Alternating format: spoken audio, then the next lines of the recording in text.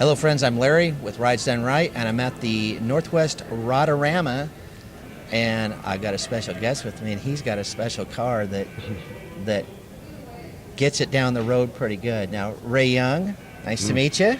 Thank you. You too, Larry. Why don't you tell me about that creation, and God only knows how you can keep that thing on the street, but let's talk about what it is and what you started with. Well, it's a 69 Camaro. It's what I started with. It was a Z28 car that was in very, very sad shape. And initially I was going to just have it all done back to original, and got to thinking about it and figured, well, it's going to cost a hard $250 to do it. Do I really want to put that into a Z28, a car? And I decided, well, I'm going to go to the next level. So I gave it a lot of thought and what I wanted, and decided to go ahead and build something that wasn't out today on the road, or probably maybe never be out there on the road. Because one thing I didn't want to do, I don't like to cut bodies up. I don't do that. And so it was a pretty decent car, not a lot of rust, just a little on the rear back here, which is normal for that type of car. But anyway, I started with the frame on it. I had that all built and put together, and put a strange rear end in it to hold it together. They say it's warranted not to break. If it's 6 seconds or more in a quarter, it won't break. So that's a good start. And then went on to the front and had a Hughes in Arizona there build the transmission for it, and putting all the billet parts in it. And to hold together, and it's only good for 1,600 horsepower, the transmission, but they said there was no issue with it as long as you didn't drive it every day, running racing it every day. That's not going to happen, because the car was actually, again, built for show. And so there I went to the motor and decided to buy a 572 Chevy engine. So we started there, and I wanted horsepower out of it, and checking around, talking to a lot of people. I ended up with a ProCharger F2, and put that on there, and had Hogan build the injection unit for it. And from there, they did some engine work on the motor to start with, and the heads and everything, but had to put two fuel pumps on each side coming back from the rear to get gas to it, and there were 5/8 lines, and I believe they're 750. I'm not sure if it's max flow or anyway. They give you a lot of fuel. You don't run short of fuel, and that's the most important thing a car like that, because the horsepower, when it's all turned up, over 1,800 horses total under the hood again. And the engine was put on the frame, and then the front of the car was actually built around the motor there. And so just on the paint, I knew I wanted a black car, and what really sets it off is the red stripe on it. It's different. I'd never seen another one prior to this. You'll see a couple around now because they see a car and they copy off of that, in which everyone does it. That's what drew me to the car. I walked around the corner, looked up at the paint job, and see this just mean low Camaro, and saw that red stripe executed better than any. It's the best looking stripe down the side I've ever seen on a Camaro. The best. Thank you. Yeah, it has the air ride on it, and you can see it's sitting on the floor now in the front there, over there, here in the show. And the other thing is the brakes on it. You want to make sure hopefully you can stop. And so on all the cars, I put the Willwood brakes on there, the largest ones at the time, they have available to put on the car. So it does stop very, very, very well. And inside we've got the belts. They're only 4-point belts, and I didn't want the back seat taken out because it's a fold-down seat, and I like to keep things looking original if all possible. So the air tank's in behind there, but Again, the belts are back here. If anyone's crazy enough to get back here and buckle in and go for a ride, I wouldn't do it. I'll be honest with you, but I wouldn't ride with anyone in a car. If I'm not going to drive it, I'm not going. I love how you carried that back seat in and matched the front seat, because you had the front seats. That car has to have race seats in it with the power and the roll cage, and the roll cage probably as much as anything with that kind of horsepower helps kind of hold that frame and all that structure together, doesn't it? Because that's a lot of power.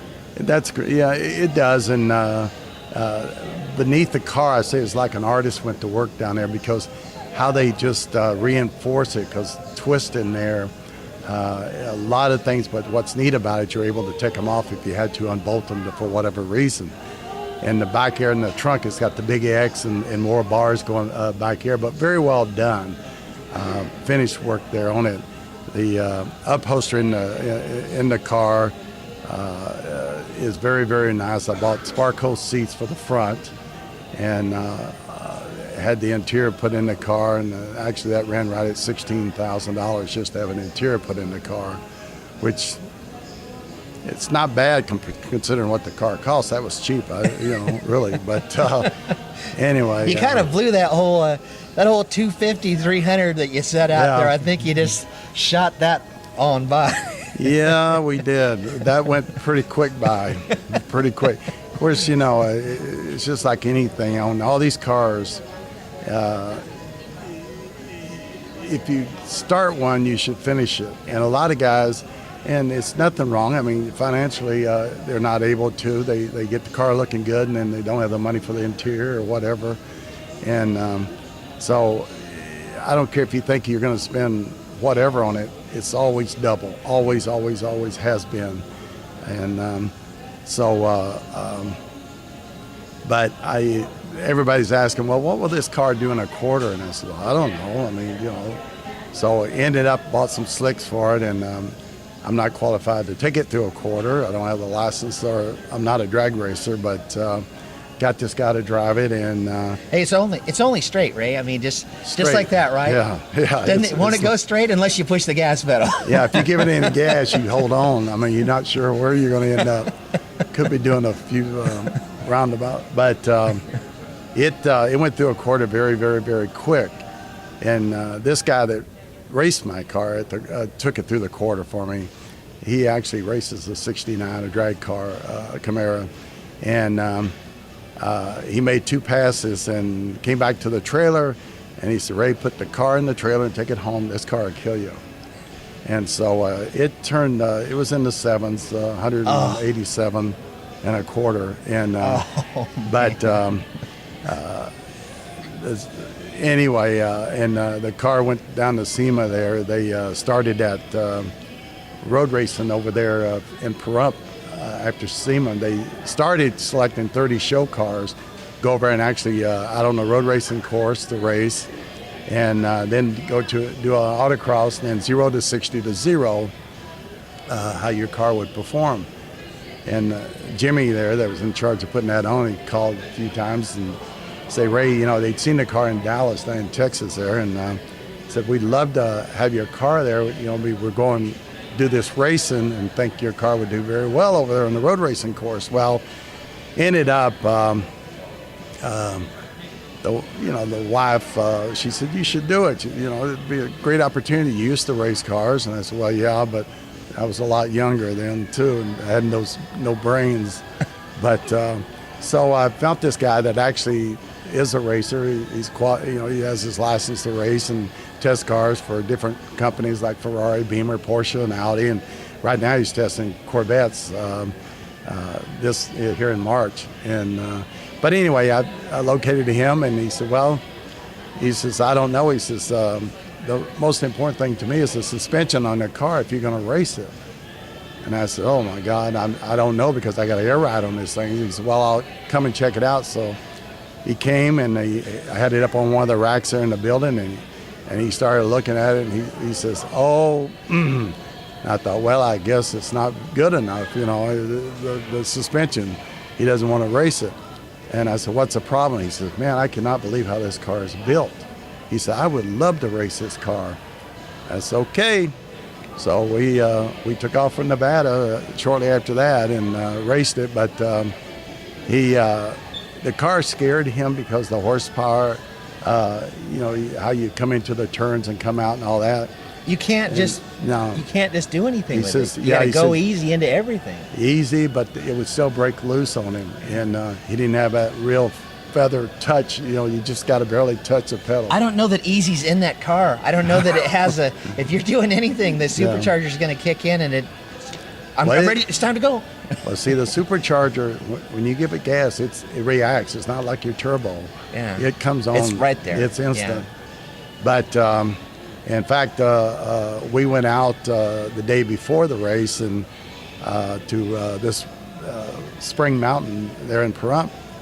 And what I wanted to do was to try to rent a car and rent the track time for him to get practice on the track. So we walked in. We got out there early that morning and walked up there about 7 in the morning. They had a tunnel to go under, but I wasn't about to go under there with that motorhome and a trailer behind me. I was a little concerned. But so the manager, I asked, could I rent the track? Could I rent a Corvette? Because they have all those Corvettes there. And said, no. Says, you can take a driver's course, for the day if you want. And I said, well, it's not for me. It's for this guy here. And he's got license. He's qualified. He tests cars for all these people. He says, nope. He says, you have to go to school. Oh, well, that's no good. So we're kind of sticking around there, just kind of looking at things. Beautiful place there. That everything there at that track is unreal. And in fact, I've been down there a year ago myself with a new Corvette racing and on it. And this year I go back because I've got a new Z06 that was just delivered to me. And I'll go back in May and race another Z06 down there, get to run it. So my brother's got one of those. Love those cars. They're new ones. Yeah. Yeah. Oh, those are nice. Well, see, they have upped the ante again, haven't they? Oh, I tell you, man, it's the fastest Chevy they've ever made. And the car. Well, it came in. It's got race tires on it, and you cannot move it at all if it's below 40 degrees because they're cracked. And the car came in. It was cold, and they cracked, so they had to put new ones on it before they could. They delivered it to my place there that keep the cars. They brought it to me. I had to heat the trailer before they could even drive it off into the building. Wow. But so we're standing around there, just looking at things down at Spring Mountain. About this time, this guy walks in the door, and he was in charge of Porsche for North America. Of course, this guy's worked for him. Hey, how you doing? All this kind of stuff. And then a couple of instructors came in that used to turn wrenches for this guy.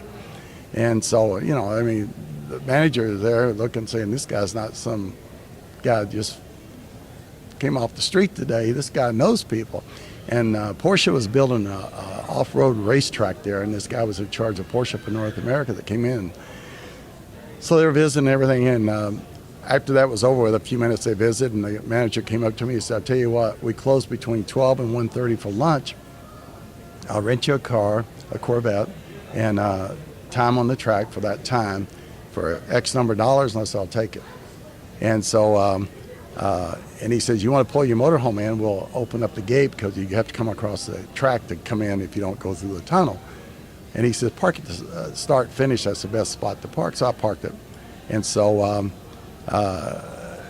time came, and here they gave him this Corvette, and a couple of instructors that used to turn wrenches for him, they came out to watch him too. And I had a stopwatch. I was clicking the time on him. And after about an hour, he came in, and he said, hey, the rubber's going, the brake's going on this thing. One of the instructors says, hey, I've got a brand new vet. I just got it tuned in yesterday, dialed in. He says, take it. Guy goes out, and according to everything that what they said, the track record, he broke it by half a second. So he was dialed in. So I feel good. So as all ended up, the manager, he says, hey guys, if you want to just keep your motorhome here tonight, he says, just keep it there, and then you're here tomorrow morning, when for the race day, and says, here's a combination to the gate if you want to go out. And so I guess it pays to know people. It kind of, isn't it weird how things kind of evolve when people kind of figure out that you're not just some smuck. Yeah, some dude just came in off the track. Yeah. Well, we spent the night there in the motorhome, and it was really neat because they left out around 6, and And I told the guy there with me that was going to race my car, I says, hey, I'm going to walk this track. I want to see how it is. You know, like you walk it, you can really know how hard it's going to be to drive it. To me, it is that way anyway. So we walked it. It was really nice. I mean, you know, just the sun's going down and stuff. But the next morning, early, they started coming in. And the guy, get his name, he owns Air Ride, and he came over to me. He said, Ray, he says, have you set your suspension up yet? And I said, I don't know even where to start setting that Air Ride up for this, you know. He said, well, I got a couple of engineers if you want. He says, I'll have them set it up for you. I said, sure. So they came over, and it took them every bit about a minute, one on each side of the car, just reached it down there and dialed it in. And they told him, says, take it out and make 2 or 3 laps. Come back in, tell us how is it working. So he came back in, and so loud and everything in the car, and he just opened the door and told them, and they went on to the rear and readjust. I think they loosened it up. They had it too tight. But anyway, I'm not sure on that. But anyway, he went out, you know, it was working. But his problem was getting through the curves, you know, the turns, because of the acceleration spinning on him. And anyway, that was a great experience with the car. And it's just a kick to drive because to my knowledge, there's not another one out there like this car. I haven't seen one. You know, I haven't seen. And in this show, they got a lot of great-looking Camaros in here. It's kind of a standout Camaro. I mean, and I'm a Camaro guy. I've had a lot of Camaros. I've never had a Camaro anything like this. It's cool being someone who likes Camaros to see what it can be. And you really did this. You set out to say, what can I make a Camaro be? Yeah. And that's exactly what you accomplished. How far with could it. you Well, congratulations with it. You did a great job on it, Ray. Thank you, buddy. And thanks for coming by today. You're welcome. Thank you, guys, and we'll see you next time. Thank you. Thank you.